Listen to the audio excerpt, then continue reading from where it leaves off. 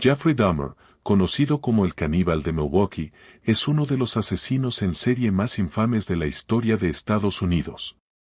A través de una vida marcada por la oscuridad, el aislamiento y una compulsión incontrolable, su historia se convirtió en un ejemplo perturbador de la convergencia entre naturaleza y crianza. El momento más impactante era el 22 de julio de 1991 cuando Tracy Edwards, un joven de 32 años, corría desesperado por las calles de Milwaukee, sus manos esposadas y su rostro reflejando puro terror. Logró detener a un par de policías y les suplicó ayuda.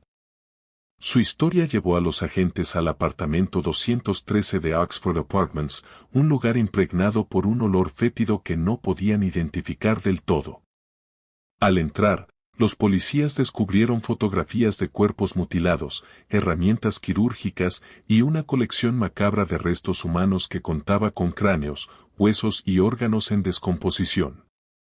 Fue el fin de una serie de crímenes que Jeffrey Dahmer había comenzado a perpetrar más de una década antes. Sin embargo, para entender cómo llegó a ese punto, debemos regresar a su infancia. Recuerda suscribirte a nuestro canal, Mente Asesinas TV, darle a la campanita de notificaciones y así encontrarás más historias como esta. Infancia. Nacido en una familia disfuncional, 1960 a 1978, Jeffrey Lionel Dahmer nació el 21 de mayo de 1960 en Milwaukee, Wisconsin. Hijo de Lionel y Joyce Dahmer, fue descrito como un bebé alegre y curioso, pero su vida familiar estaba lejos de ser ideal. Lionel, un químico obsesionado con su trabajo, pasaba largas horas fuera de casa, mientras que Joyce luchaba contra una profunda inestabilidad emocional y una adicción a los medicamentos recetados. Sus constantes peleas y la falta de atención emocional comenzaron a moldear a Jeffrey de manera inquietante. Cuando Jeffrey tenía 6 años, su familia se mudó a Bath, Ohio.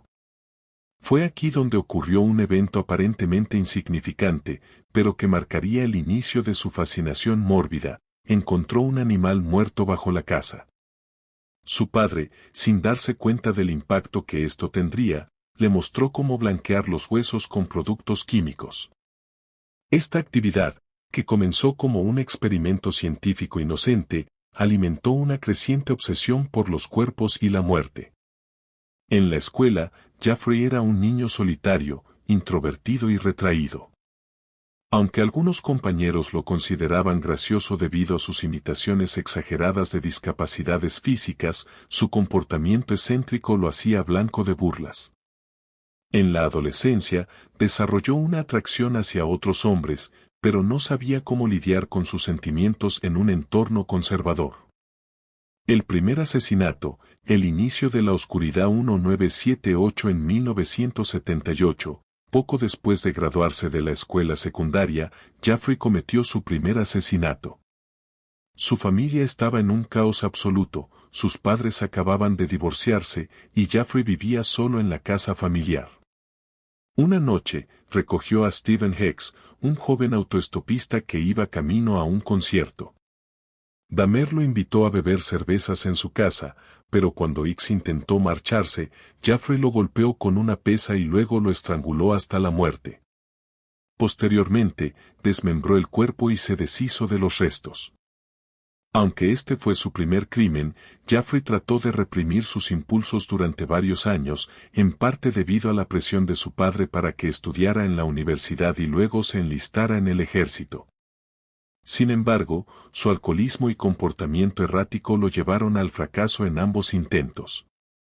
Milwaukee, el ascenso de un monstruo, 1987 a 1991, después de años de pequeños trabajos y una vida itinerante, Dahmer finalmente se instaló en Milwaukee en 1987. Fue aquí donde comenzó una espiral de asesinatos y necrofilia que se intensificaba con cada víctima. Trabajaba en una fábrica de chocolate durante el día, pero por las noches frecuentaba bares gay, donde seducía a hombres jóvenes a quienes llevaba a su apartamento. Usaba somníferos para drogarlos, los estrangulaba y luego realizaba actos macabros con sus cuerpos, incluyendo la desmembración y el canibalismo.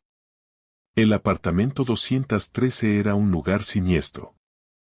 Dahmer tomaba fotografías de sus víctimas en distintas etapas del proceso y guardaba partes de sus cuerpos como trofeos. Su obsesión por preservar a las personas que mataba reflejaba un deseo de evitar el abandono y la soledad que lo habían perseguido toda su vida. A pesar de sus horribles actos, hubo varios momentos en los que estuvo cerca de ser atrapado.